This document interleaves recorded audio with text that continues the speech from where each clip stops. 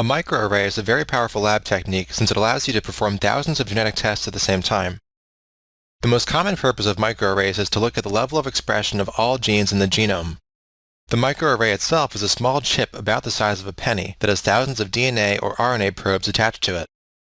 Each probe is usually about 25 base pairs long and is complementary to part of one specific gene, and they're arranged in a specific predetermined pattern on the array. The way you use a microarray is first you take your tissue or cells of interest, isolate RNA from it, and then you can label that RNA with a fluorescent tag. Then you can spread your RNA across the chip, and after letting it sit for a while, you wash it off. Any RNA that was complementary to the probes in the chip will stay there. So if a particular gene is expressed at a high level, the RNA from that gene will be more abundant, and more probes in the chip that are complementary to the part of that gene will bind to its corresponding RNA.